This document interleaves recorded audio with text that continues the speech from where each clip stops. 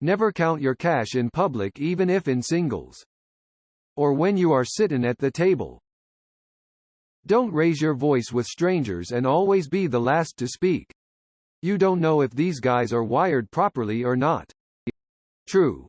Just don't be aggressive and try to just get along. You really don't know who's standing in front of you. If an attractive woman asks for directions, look for her partner behind you or going into your car to take what they can grab. Typical vacation area scam. Walking in Vegas one night. I had not one but two. My car won't start. Won't you come into this alley and help me fix it? Women try to persuade me to help out. Like, no, kept walking. Lock your doors as soon as you're in your car. Had a friend who got into this habit. She hopped in her car one day and there was about a 0.5-second difference between the lock activating and a random guy yanking at the passenger side with a knife. Stay safe out there. Walk on the road if you're in a real shady neighborhood and it's late at night. Not in traffic but away from alleyway entrances. I used to have a regular route through a seedy part of town and I always figured people walked in the middle of the road there because life was hard and they just didn't give a fuck. Never occurred to me that it could be a safety thing. Security guards, doormen, food cart operators, and blue-collar workers in general are well versed about the location of the nearest restrooms. I like that all these top comments are about how not to get murdered and then there's just one about finding a toilet. In crowded areas, carry bags, purses and packages in front of you rather than behind you. And put your wallet and other important stuff in a zippered compartment deep inside. Pickpockets only got my makeup bag instead of my wallet when they pickpocketed my purse. The makeup bag served as a decoy. Confirm the license plate and make sure you are getting in your proper Uber, Lyft. When my wife and I were in South Africa we took a lot of Ubers. We always confirmed the plate number and instead of getting in I would ask, "Who are you here to get?" There have been too many cases of people getting into the wrong car and getting robbed, raped, or murdered, sometimes all three. We never had any issues. Additional tip I was told. If two people are in the vehicle it's most definitely not your Uber. And if it's followed closely bar a car with more than two people, also probably not your Uber. If someone approaching you says, "Hey man, I ain't gonna rob you," they're probably gonna try to rob you. Robbers aren't allowed to lie about being robbers, though. Look with your eyes, not your head. Also walk with intent. Don't look meek or unsure. Even if you have no fucking idea where you are going. Head up. Body posture up like you got business someplace. You are less attractive target if it looks like you might fight back. Always get the money up front. People who want to pay later probably won't and then things can get messy. And count it there and then. If it's wrong, if they underpaid you, you don't want to go back later when they can deny it and accuse you of trying to rip them off. Count it. And if it's wrong, tell them they made a little mistake so they can save face.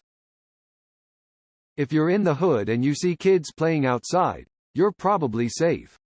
If there are a lot of people outside but no kids, be super cautious and walk with a purpose. If it's empty or only teenagers, young adults, get out ASAP. If you're in the hood and the children scatter, that's your cue to scatter. They might not completely read the situation but they know when the energy changes.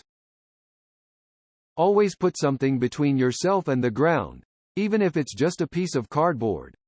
Especially on asphalt. It absorbs heat and it will feel like it's sucking the life out of you. That's a very street tip. Know where the exits are at all times. I have watched video of the station nightclub fire too many times. Any place with a large crowd of people and limited exits, I memorize how to get the fuck out of the building as quickly as possible. Also try to get seats as close to that exit during the event. Exercise your legs. Although in a bad situation they'll probably feel like wet noodles, if needed you'll be able to run. It will also show in everyday life that you are capable of moving effortlessly. Most people are sluggish and it's not hard to notice. Bruh. I had to sprint from one side of an airport to another to make a connecting flight, and Jesus, I realized how shit my legs and mobility were, despite being in relatively, I thought, good shape. Exercise your legs. I also made the flight with minutes to spare despite having to slow down to a walk halfway through the sprint. If you feel like it's a setup, it probably is. If someone is trying to rush you, don't do it. Always have an escape plan. Never have a partner in crime, they will snitch. Criminal, I'll never snitch on my boys. Cop. If you tell us who your accomplices were, you'll only get 1 year in prison. If you don't tell us, you're looking at about 30 years. Okay, so my accomplices were... Quote. If someone is blatantly violating social norms, such as blasting music on the subway or taking a phone call in a movie theater, keep in mind that if they are willing to violate one social norm, they are probably willing to violate others, including prohibitions on violence. You don't have to be meek in the face of obnoxious people, but you do have to factor in the increased likelihood of violence. We'll piggyback off this to say that most people blatantly violating social norms are actively hoping that someone starts shit with them. They will almost certainly escalate things. There is no shame in running away from a fight. Those who run away live to fight another day. If you're in a bad neighborhood, for the love of God, stay in well-lit areas. The shortcut through the alley will cost you more than the time it saves. But I wanna be Batman. Trust your gut. If anyone seems a little too friendly, get away ASAP. Am a professional investigator, interviewer. The reason you feel uncomfortable in these situations is your lizard brain sensing the dissonance between the body language and the message. Always trust your gut. Always look like you know where you're going, even when you don't. Done this all my life.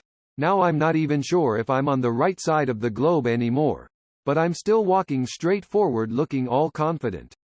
See ya. Blend in. Everywhere. Even if you're faking it. And, if you're faking it, get out as soon as you inconspicuously can. My wife never understands why I say this, it bugs me. Her natural inclination when traveling is to unfurl a huge paper map and erratically walk around a public square with it in front of her, looking very confused. I'm amazed she has any possessions. Then she looks at me like I'm crazy for discreetly leaning against the wall and using my phone to look at a map. I could easily be texting. No one will target us. When you stop your car, always make sure you have enough room in front of you for an escape route. It's impossible sometimes, but do the best you can. And don't be afraid to run them over if they're trying to kill or kidnap you. Doors and corners. Always remember the doors and corners. That's where they get you. Humans are too fucking stupid to listen. If something feels wrong, scary and makes you uncomfortable, GTFO ASAP. Sure, maybe something might not happen, but like Mr. Miyagi said, best way to avoid trouble is no be there. Gut feelings, while not always right, should mostly be trusted. It's your brain processing that it saw something wrong but it can't quite piece the evidence together. That's why it's a gut feeling.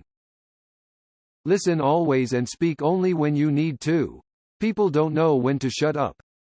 Also give the least amount of details. Giving people your whole life story is not needed. If you are involved in confrontation, pay attention to the hands.